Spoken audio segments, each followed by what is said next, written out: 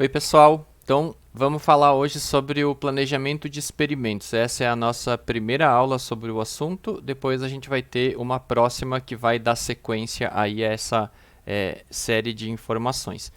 Então, retomando o nosso roteiro de conteúdo, né, a gente fez uma introdução na aula passada e hoje a gente vai passar por alguns aspectos do planejamento de experimentos. Então, começando com os conceitos básicos, né, o planejamento de experimentos, ele sempre vai ter que ser utilizado em qualquer experimento, porque ele é, na verdade, o coração da nossa avaliação de desempenho.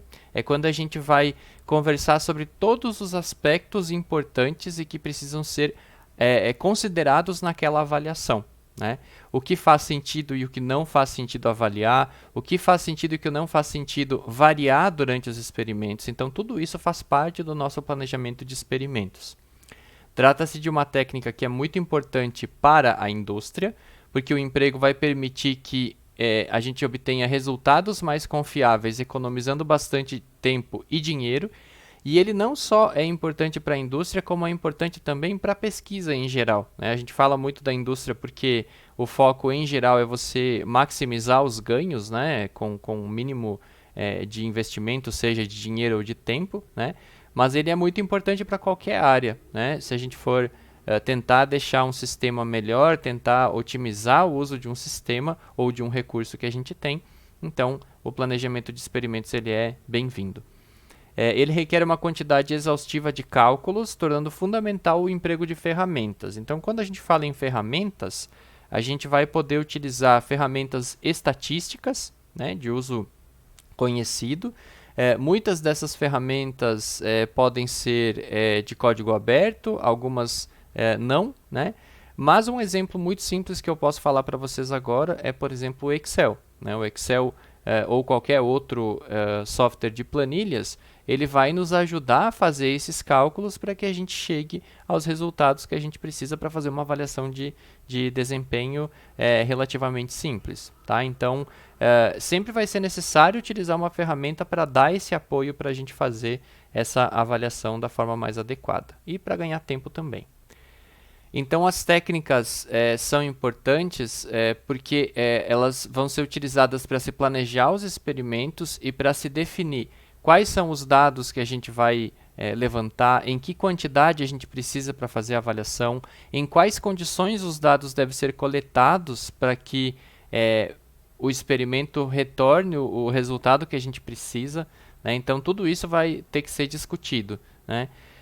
E aí a gente consegue obter a maior precisão estatística possível na resposta, né, no resultado dessa nossa avaliação, a um menor custo. Né? Então a gente vai sempre buscar tirar o máximo de informações possível com um conjunto de experimentos que seja factível da gente executar. Não adianta nada a gente falar que vai fazer todos os experimentos possíveis e imagináveis em cima de um sistema, sendo que eu não vou ter um retorno proporcional a esse esforço que eu vou fazer. Né? Sendo que se eu fizer só alguns experimentos mais pontuais, mais direcionados, eu já consigo um resultado muito parecido. Então, os objetivos do planejamento de experimentos são obter o máximo de informação com um número mínimo de experimentos, separar os efeitos de vários fatores no resultado observado. A gente já comentou um pouco sobre fatores na aula passada, mas hoje a gente vai caracterizar o que são os fatores. Tá? Então, a gente vai ver como que os fatores são aqueles elementos que vão ter algum efeito em cima dos nossos experimentos. Então, eu vou lá e vario um fator e eu consigo perceber uma mudança no meu resultado. Né? Então, a gente vai trabalhar bastante com fatores. Eles são uma peça fundamental da nossa avaliação. E determinar o quão significante é o efeito de um fator no resultado observado. A gente vai conseguir medir em porcentagem, por exemplo, qual é a influência de um fator no meu resultado obtido naquele experimento. Então, é bem interessante essa parte dos fatores.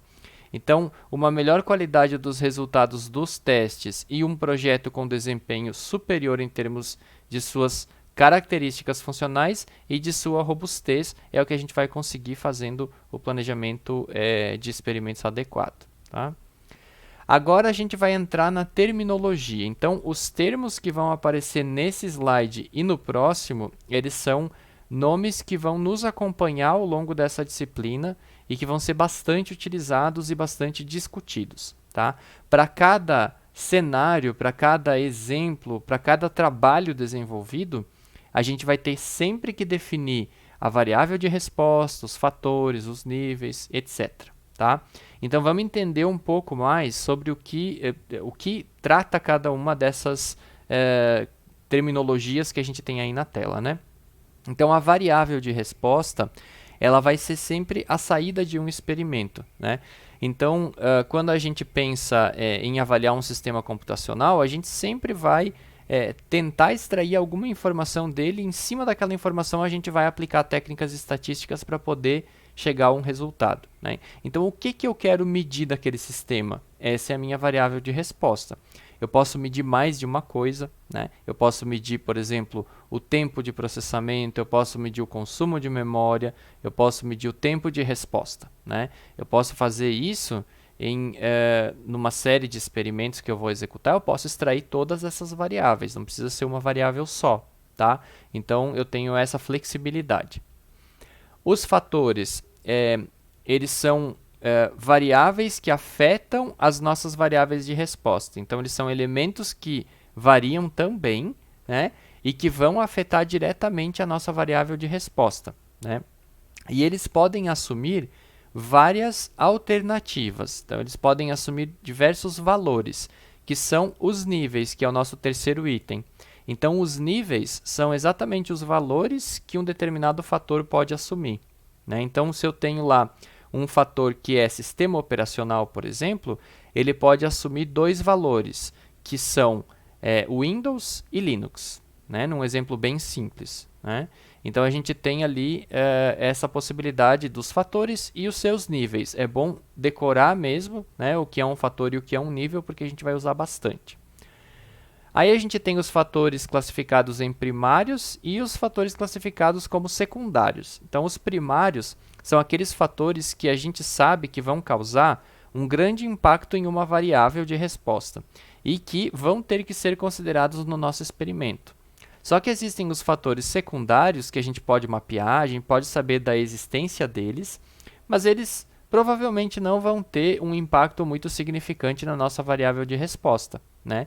Então, talvez a gente não tenha interesse em quantificá-los, talvez a gente não tenha interesse em colocá-los dentro do nosso planejamento de experimentos, porque eles não vão fazer ali muita diferença. Tá? A gente ainda tem outros 3 nomes importantes. A replicação, que é a repetição de todo ou de parte de um experimento. Então, quando a gente definir quais são os testes que vão ser executados, a gente vai precisar definir qual é o número de repetições que a gente vai fazer aquele experimento, ou então se alguma coisa der errado, algum resultado está estranho, você pode querer repetir uma parte dos seus experimentos. Então, a replicação é justamente essas repetições que a gente faz de um mesmo experimento para poder depois ter lá toda a validade estatística, né, que a gente vai poder extrair desses resultados. Tá? O projeto, que determina o número de experimentos que vão ser considerados. Então, ele pega os fatores e os níveis, vai fazer combinações entre os níveis e o número de replicações de cada experimento e vai obter para a gente vai ter um número de tipos de experimento que vão ter que ser feitos. Né? Então, a gente vai ter lá várias combinações diferentes de experimentos que vão ter que ser executadas dentro daquela avaliação que a gente está fazendo. Né? Isso tudo vai ficar mais claro conforme a gente for avançando nessa parte. Tá? E a interação, então, é quando dois fatores interagem, quer dizer, dois fatores que interagem é quando o efeito de um depende do nível do outro. Tá? Então, tem alguns fatores que eles estão intrinsecamente conectados. Quando você tem uma variação de um deles, o outro acaba variando também. Então existe essa interação entre fatores que também pode ser avaliada com a nossa avaliação de desempenho. Então uma frase que sintetiza tudo isso é que manipula-se de forma planejada certas variáveis independentes, que são os nossos fatores, definindo-se os valores mais prováveis que essas variáveis podem assumir, que seriam os níveis, né, para verificar o efeito que essa manipulação provoca na variável de resposta, que é a nossa variável independente. Então, se a gente pegar um exemplo, né, voltando lá no exemplo dos sistemas operacionais como sendo um fator, né? Então, a gente tem o fator sistema operacional, a gente tem os níveis aqui Windows e Linux, né? E como que esses dois níveis que a gente tem para esse fator, eles impactam na variável de resposta, né? Por exemplo, imaginem que a variável de resposta seja o tempo de inicialização dos dois sistemas. A gente sabe que muito frequentemente o Linux é um pouco mais rápido na inicialização do sistema, né? Então a gente sabe que esses dois níveis aí, eles vão ter alguma diferença, né? Windows e Linux vão ter alguma diferença em cima da variável de resposta num cenário desse que considera aí o sistema operacional como um fator, tá? Então, a variável de resposta, ela vem sempre acompanhada da pergunta o que medir, né? Então, ter informação o mais fiel possível sobre o comportamento de um sistema e o que eu quero verificar desse sistema, né? Então, essas são as perguntas que a gente se faz quando a gente pensa na variável de resposta, né? Se eu quero testar um sistema para identificar qual é a vazão de dados que eu tenho num determinado sistema, né, por segundo, por exemplo, não adianta nada eu ficar medindo talvez lá o desempenho da memória desse sistema. Pode ser que faça sentido, mas de uma forma geral não faz tanto sentido eu analisar isso, né? Eu vou talvez me preocupar em analisar quantas requisições aquele sistema consegue atender por segundo ou por minuto, quantas ele recebe. Eu vou usar algumas métricas mais relacionadas a isso, né, para poder determinar qual é ali o desempenho daquele sistema em termos de vazão de dados, de vazão de atendimento de solicitações, requisições, enfim, né? Então, tudo vai depender muito do cenário que você tem, né? Então, alguns exemplos de medidas de desempenho computacionais, tá? Vamos passar por alguns exemplos agora aqui. A gente tem o tempo de resposta na visão do usuário, que talvez seja aí a métrica mais clássica, né? Então, qual é a velocidade de execução de uma tarefa diante de algumas condições, né? Qual é a carga de trabalho do sistema? Ela vai impactar diretamente no tempo de resposta, né? Qual é o tempo de espera por um trabalho, né? Então, qual é a frequência com que uma nova requisição chega para esse sistema? Qual é o comprimento de uma fila por um recurso? Então, quando você tem muitas solicitações por um recurso, você pode ter uma fila de espera, né? Qual é o tempo de processamento de uma requisição? Pode variar de acordo com o tipo da requisição, né? Às vezes, se você tem uma requisição que exige que você faça uma consulta a um banco de dados, por exemplo, você vai ter um tempo maior para dar a resposta, né? Valores médios, máximos, mínimos, distribuições, tudo isso pode ser aplicado em cima da variável de resposta para a gente poder obter resultados mais claros, né? Para a gente poder ter aí algumas conclusões, né? Uma outra medida é a capacidade de trabalho e de utilização. Então, a capacidade de trabalho é o número médio de pedidos processados por unidade de tempo, né? Então, a gente consegue medir, né, quantas requisições, por exemplo, um sistema consegue atender num determinado tempo, num minuto, num segundo, né? A utilização, ela é a relação entre o serviço útil executado e a carga máxima suportada pelo sistema, tá? e avalia quão bem os vários elementos do sistema estão sendo utilizados. Então, você consegue analisar, por exemplo, o quanto de CPU você está utilizando de um determinado computador, né? E verificar se a utilização está sendo adequada ou não, se o servidor está subutilizado, né? Essa medida ela é muito importante para você ver se um recurso está subutilizado, né? E a relação entre utilização e tempo de resposta pode ser utilizada, e capacidade de utilização são, então, medidas orientadas ao sistema, não são medidas que estão orientadas ao usuário, como era o nosso exemplo anterior. Outro exemplo que a gente tem é a disponibilidade do sistema. Então, ela pode ser utilizada como uma medida de desempenho, mas ela está muito ligada à confiabilidade do sistema, né? Então, algumas medidas que são úteis quando a gente quer medir disponibilidade é o tempo de vida de um determinado recurso, né?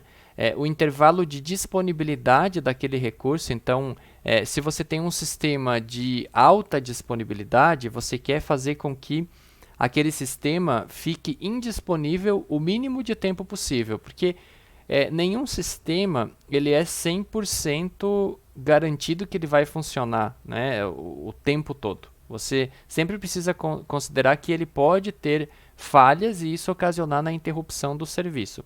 Mas você quer fazer com que esse serviço ele esteja disponível o máximo de tempo possível, né, que você tenha um mínimo de falhas ou faltas no sistema que vai tornar ele, então, indisponível. Então, o intervalo de disponibilidade pode ser uma das variáveis também utilizadas aí numa avaliação, né, do tipo de disponibilidade do sistema. E a gente tem essas outras medidas, por exemplo, o tempo médio de falha, o tempo médio de reparação e o tempo médio entre falhas, né? Então, você tem aí essas três medidas que podem ser utilizadas em sistemas ligados à disponibilidade ou alta disponibilidade, né? E a produtividade do sistema é uma outra medida. Então, ela indica como o usuário pode submeter o seu trabalho, o grau de facilidade oferecido pelo sistema, né? Então, isso aqui me remete bastante a aplicações ligadas à interface, à experiência do usuário, né? Toda aquela parte de interação humano-computador, né? Aí tem aspectos de manutenção do sistema.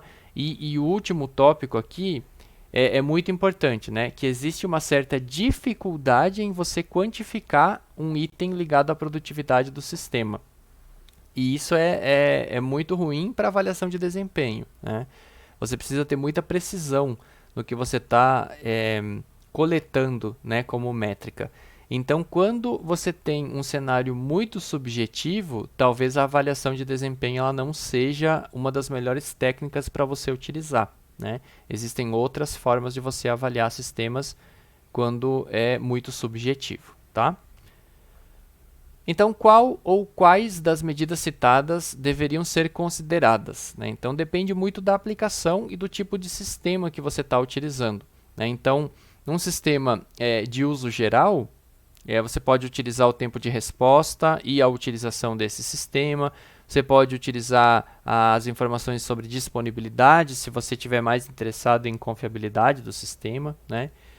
Em sistemas de alta disponibilidade, você pode considerar o tempo de resposta, a disponibilidade, a produtividade do sistema, né? Sistemas tolerantes a falhas, você talvez queira analisar a disponibilidade e recuperação como métricas de desempenho, né? Em sistemas de tempo real, o tempo de resposta e a carga de trabalho são importantes, né? Nos sistemas de tempo real, um exemplo interessante por exemplo, quando você precisa dar uma resposta muito rápida, né? Então é um sistema realmente de tempo real, você tem que dar uma resposta num curto espaço de tempo, mas você tem algum tipo de atraso nessa resposta. Então, é até ideal que você descarte uma informação que já está antiga, né, que atrasou, que não foi entregue a tempo. É ideal que você descarte ela do que você tente entregar ela depois do horário, né, com atraso, né? Então, O tempo de resposta ele pode ter algumas nuances aí nesse caso dos sistemas de tempo real, né? Até porque quando a gente trabalha com sistemas de tempo real, é importante também definir o que é tempo real, né? Porque para cada sistema você pode ter uma definição de tempo real um pouco diferente, né? E isso é muito importante na hora da avaliação de desempenho, né? Você tem que realmente conhecer o sistema e entender o que é importante para aquele sistema, né? O que é o tempo real para aquele sistema, né? Então, essas são informações bem legais, né? Um sumário, um resumo bem legal do que a gente viu nos slides anteriores. E aí tem que ter muito cuidado, né? Porque olha só nesse exemplo aqui, imagine que a gente vá comparar duas aeronaves que vão fazer um voo de Washington para Paris, né? E cada uma delas tem as suas características ali de operação, então cada uma delas opera a uma velocidade diferente, né? A segunda aqui, ela opera a uma velocidade de 1.350 milhas por hora, né? Que é mais do que o dobro, né, da velocidade aqui do nosso primeiro avião, que é 610 milhas por hora, né? Então, naturalmente, aqui o tempo, né, para se chegar até o destino vai ser um pouco maior, 6 horas e meia nesse primeiro caso, e 3 horas na segunda aeronave. Só que olha só, se a gente considerar algumas outras informações associadas, a gente tem uma visão um pouco diferente desse exemplo aqui. Então, considerem o número de passageiros, por exemplo, né? Se eu considerar que na primeira aeronave eu transporto 470 pessoas, né, num voo, e na segunda eu transporto apenas 132 pessoas, eu tenho uma diferença de desempenho muito grande, né? Então, a nossa taxa de vazão aqui, né, o nosso throughput, ou taxa de transferência, né, como vocês queiram chamar, ela é a multiplicação do número de passageiros pelas milhas por hora, né, pela velocidade. Então, a gente tem um resultado aqui para a primeira aeronave que é muito melhor do que da segunda, né? Então, a gente precisa sempre lembrar de considerar todas as variáveis importantes, né, naquele experimento para que a gente tenha um resultado que realmente faça sentido, que seja realista, né? Então, vamos pensar em como que a gente faria o planejamento de experimentos utilizando já a nossa terminologia certinha, né? E vamos analisar esse exemplo aí, que é um aquário que foi utilizado numa festa para poder gelar a bebida, e nesse caso a cerveja, né? Então, quais que são as nossas variáveis de resposta, né? As métricas que a gente vai utilizar? Então, o tempo para que a cerveja atinja a temperatura desejada é uma das variáveis importantes, né? E o número de cervejas que atingem a temperatura desejada por hora, né? Então, essas seriam as duas variáveis importantes num cenário desse, quando você quer deixar a bebida numa temperatura ideal para o consumo, né? O segundo tópico seria a nossa definição dos fatores primários e os seus níveis, né? Então, considerando ali o nosso aquário, o nosso fator número 1, ele vai ter 3 níveis, ele vai ser o tamanho do nosso aquário, né? Então, imaginem ali em centímetros que eu tenha 3 combinações diferentes, né? Então, altura, largura e profundidade, 30, 30, 30, 30, 30 e 60, 60, 60 e 30. Qual das três será que vai ser melhor para a gente poder gelar essa bebida um pouco mais rápido? Aí o fator 2 tem 4 níveis, que é a quantidade de cerveja que a gente vai colocar nesse nosso aquário, né? Então vai ser 10, 20, 50, 100 unidades, né? No fator 3 são 3 níveis, então qual é a quantidade de gelo que vai ser utilizada? 1 kg, 2 kg, 5 kg, né? E o fator 4 é o tamanho do recipiente ali, né, da cerveja. Então, é uma lata, é um latão um pouco maior, é 1 litro, né? O que vai ser, qual que vai ter o melhor desempenho para poder gelar mais rápido, né? Então, esses são os fatores definidos para esse tipo de experimento e os seus níveis. E aí, os fatores secundários, que na verdade a gente não considera, porque eles não vão ter impacto no nosso resultado final, são, por exemplo, a espessura do vidro, que é de 5 milímetros, e a temperatura inicial da cerveja, que é 25 graus para todos, né, para todas as unidades dessa cerveja. Então, não vai, né, ter nenhuma diferença entre os itens, as unidades que vão entrar ali nesse aquário. Aí o terceiro ponto é a interação entre os fatores. A gente vai tentar identificar se existem fatores que interagem entre eles. Então, por exemplo, o tamanho do aquário e a quantidade de gelo são fatores que não têm interação, tá? Então, um não depende do outro. Se eu aumento o tamanho do aquário, eu não afeto a quantidade de gelo, né? Ela continua exatamente a mesma, né? Talvez eu precise de mais gelo, mas essa é uma resposta que o experimento vai dar para a gente, tá? Agora, se eu tiver os fatores quantidade de gelo e número de cervejas, aí provavelmente sim, porque como eles vão ocupar o mesmo espaço, né, eles são fatores que interagem. Se você põe mais gelo, você talvez fique com menos espaço para colocar as cervejas. Se você coloca mais cervejas, talvez tenha menos espaço para o gelo, tá? Então, esses são fatores que interagem. Então, o exemplo ali do aquário para gelar as cervejas é um exemplo que a gente vai utilizar durante a disciplina e que vai retornando conforme a gente vai avançando, tá? Então, em algum momento a gente vai pegar ele, vai retomar para entender o que está acontecendo, né, com cada etapa, tá?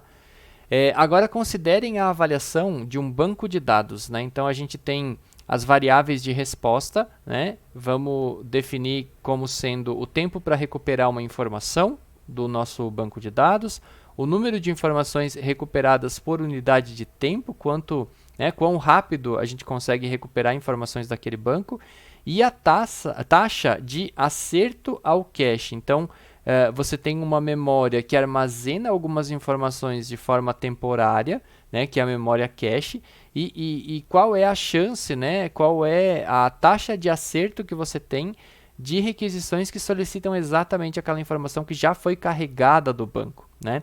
Quando você acessa uma memória cache, você tem um acesso muito mais rápido do que acessar o banco toda vez e recuperar a informação, tá? O segundo ponto é a definição dos fatores primários e os seus níveis. Então, a gente vai ter 4 fatores nesse exemplo. O fator 1 é o tamanho do banco de dados. O fator 2 é a quantidade de usuários cadastrados naquele banco de dados. O fator 3 é a quantidade de cache disponível que você tem para armazenar temporariamente as informações que você foi resgatando do banco. E o fator 4 é a forma de armazenamento desse banco. E aí a gente tem os fatores secundários, então aqui a gente coloca o número 2, né, nesses dois itens aqui, justamente porque a gente ainda está falando de fatores, né, então os primários aqui em cima, os secundários aqui embaixo, que seriam elementos que não vão afetar muito os nossos experimentos, então eles não são necessários de serem considerados. Então, se a gente expandir os nossos fatores, né, para a gente entender um pouco melhor quais são os níveis que eles têm, o tamanho do banco de dados pode ser de 20 mil registros, pode ser de 1 milhão de registros, pode ser 5 milhões de registros, e isso com certeza afeta o desempenho do sistema, né? Quanto maior ele for, mais demorada provavelmente vai ser a busca, né, pelos registros adequados, né? Quando a gente faz executa uma query de busca do banco de dados.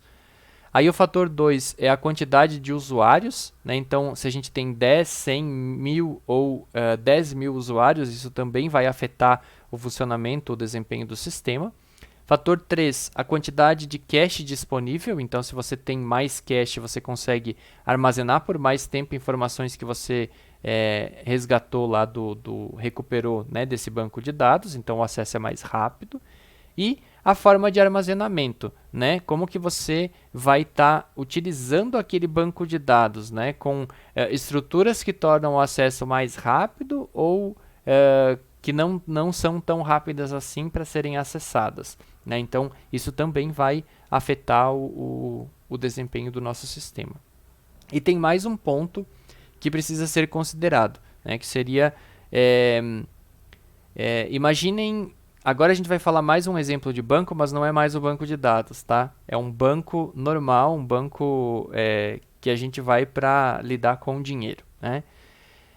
Quando a gente imagina um banco em dia de pagamento, né, é bem comum que a gente tenha filas mais longas, né, que a gente tenha uma espera um pouco maior, e isso faz com que a gente entenda que aquele banco tem um desempenho ruim para atender os seus clientes, né?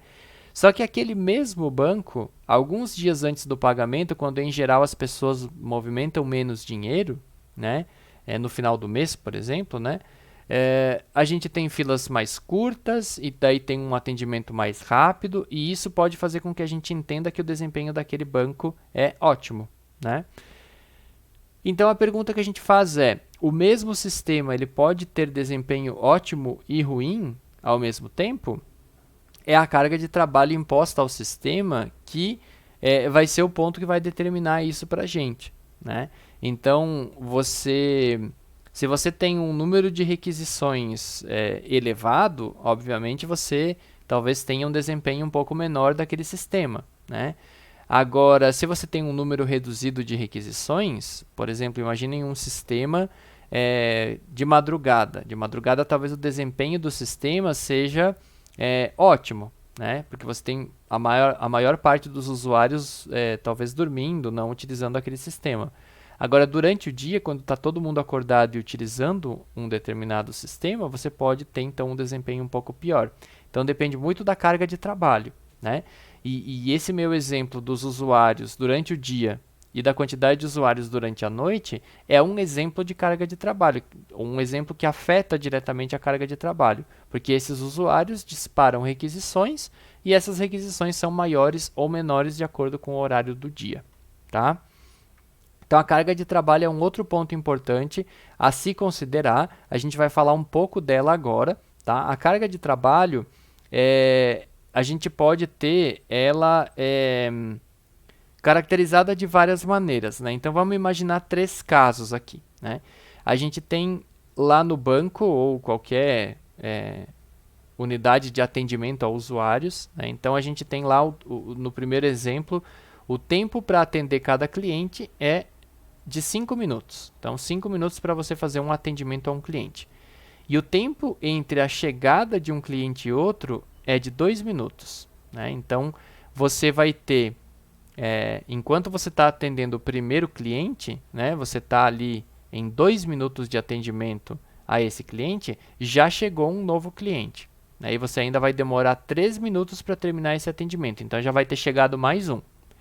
Então a fila é cada vez maior, porque cada vez vai chegando mais gente e você precisa então ou aumentar o número de atendentes ou otimizar o atendimento a essas pessoas, né, de alguma forma.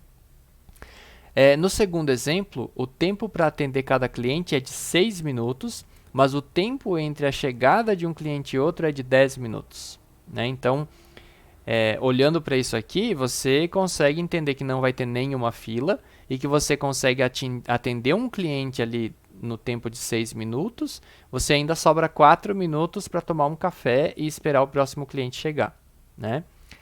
E no terceiro exemplo, a gente tem o tempo para atender cada cliente em 5 minutos e o tempo entre a chegada de um cliente e outro em 4 minutos, tá? Isso em média, né? Tudo aqui sempre apresentado em média. Qual vai ser o tempo que a gente vai demorar para atender? Será que vai ter fila ou será que não vai ter fila nesse último exemplo, né? Então, talvez tenha um pouco de fila, né? Porque ainda tem ali, a cada 4 minutos chega um novo cliente, mas se vocês pensarem num cenário real, as coisas não são perfeitinhas dessa forma, né? A gente não vai ter um cliente chegando a cada 2 minutos ou a cada 10 minutos, né? A gente vai ter uma situação um pouco mais aleatória. Então, tudo que está sendo mostrado aqui são médias, né? Num sistema, num exemplo real, a gente vai ter comportamentos um pouco diferentes das chegadas desses usuários, né? Então, imaginem ali um acesso a disco, né? O acesso a disco num computador, ele geralmente é uma das atividades mais demoradas que a gente tem, né? Claro que quando a gente abre um arquivo no computador, ele abre de forma rápida, mas comparado com uma memória RAM, por exemplo, o acesso ao disco, o acesso ao HD, ele é bem mais demorado, tá? Então, imaginem um acesso a disco com um valor médio da taxa entre chegadas das requisições de 10 milissegundos e o valor médio do tempo de acesso ao disco em 8 milissegundos, né? Se a gente for simular de 0 a 100 milissegundos, o que vai acontecer, né? A gente vai ter aí o sistema conseguindo atender as requisições, porque ele leva 8 milissegundos para fazer o acesso e ele recebe requisições a cada 10 milissegundos. Parece que não vai ter fila nesse caso, né? Agora imaginem que esses valores, eles, na verdade o que eu mostrei ali atrás é uma média, né? Eles vão ter uma distribuição num sistema real um pouco diferente. Então o tempo de chegada das requisições vai ser ali 12 milissegundos, 6, 4, 15, 20, 3, 1. Então tem uma variação muito grande entre eles, né? O tempo de serviço também depende do tipo de requisição que está sendo feita, né? Ó, uma requisição aqui pode demorar 8 milissegundos, 12, 4, 7, né? Então você, milissegundos, né? Milissegundos nesse caso aqui. Então você vai ter uma variação grande entre eles, né? Então, se você for simular de 0 a 100 milissegundos, qual vai ser a diferença observada aqui, né? É muito mais difícil você determinar o que vai acontecer. Você precisa de uma técnica que te ajude a fazer esse experimento aqui, né? E poder medir o que está acontecendo, né? E estatisticamente comprovar que aquele valor é confiável, né? Então a conclusão que a gente tira é que na avaliação de desempenho de um sistema é muito importante considerar a carga de trabalho real do sistema. Quando a gente olha uma média, a gente tem um entendimento completamente errado daquele sistema. Completamente errado não, mas provavelmente você vai estar perdendo muita informação, né? Nesse exemplo aqui você tem uma informação muito mais rica do comportamento do sistema. E a gente vai determinar, então, que tipo de característica é importante de ser representada numa carga de trabalho, né? E isso depende muito do objetivo da nossa avaliação, né? Se a gente quer avaliar se um servidor atende bem o número de requisições que ele recebe, a gente precisa ter uma carga de trabalho que faça inúmeras requisições, né? E que tenha algumas características. Por exemplo, um momento em que você vai ter uma rajada de requisições, que vai ser muitas requisições, né, ao mesmo tempo. Um momento mais tranquilo, talvez, para poder verificar também como o sistema se comporta, né? Então, imaginem um sistema computacional e assim, a gente sabe que ele tem vários níveis, né? Quando a gente pensa no sistema computacional. Ele pode ser dividido em 4 camadas que executam as operações descritas que eu vou mostrar agora nesse próximo slide. Ó, eu posso ter a camada de aplicação que vai receber transações e enviar comandos para o SO, para o sistema operacional. Eu posso ter o sistema operacional que vai receber comandos e serviços e vai mandar instruções para a CPU para serem executadas. A CPU que vai dividir as instruções em instruções aritméticas e lógicas e vai enviar para a nossa unidade lógica aritmética, né?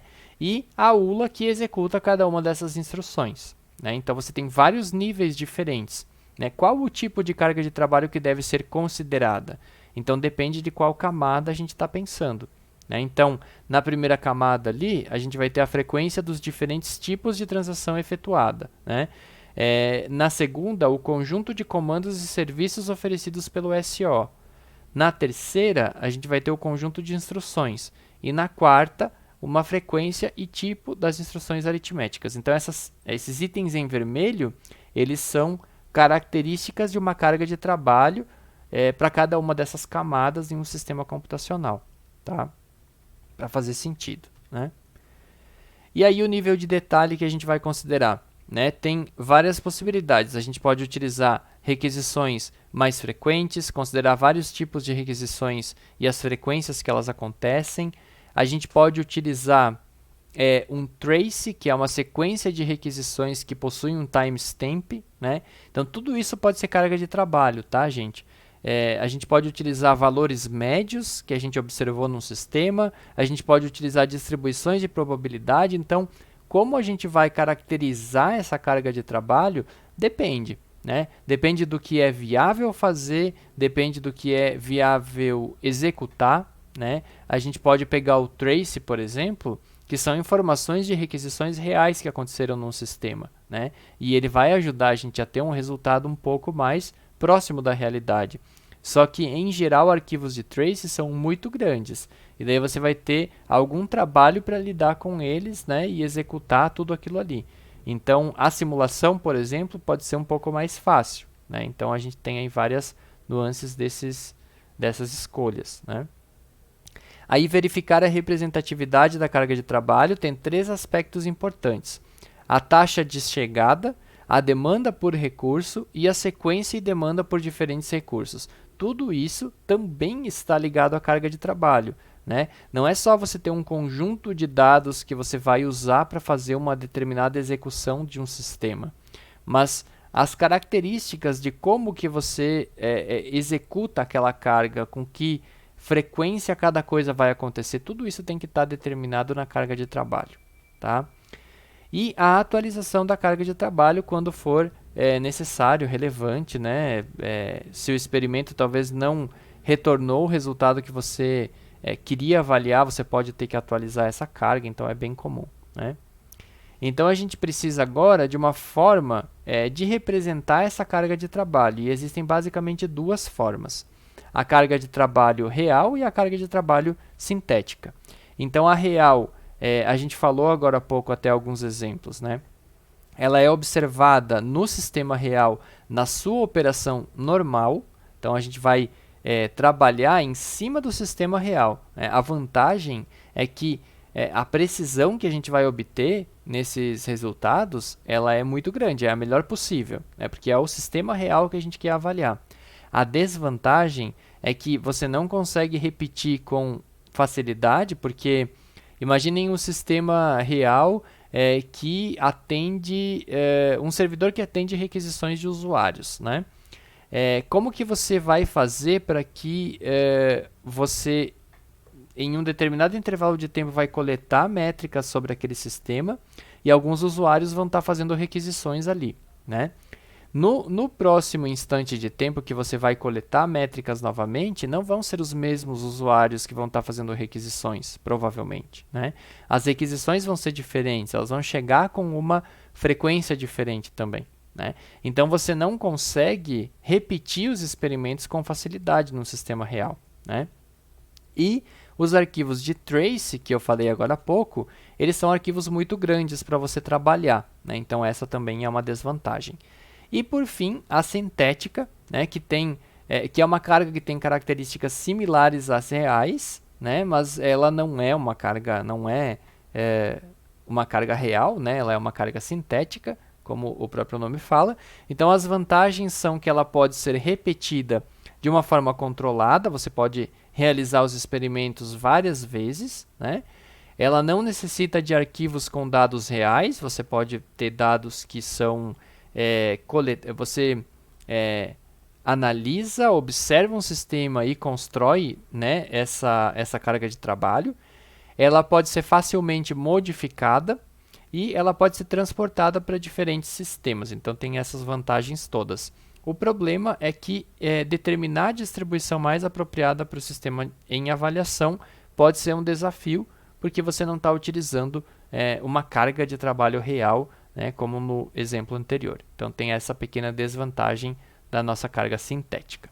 Então é isso. Na próxima aula a gente continua aí com essa parte de planejamento de experimentos e vem aí a segunda parte desse nosso tópico. Até mais.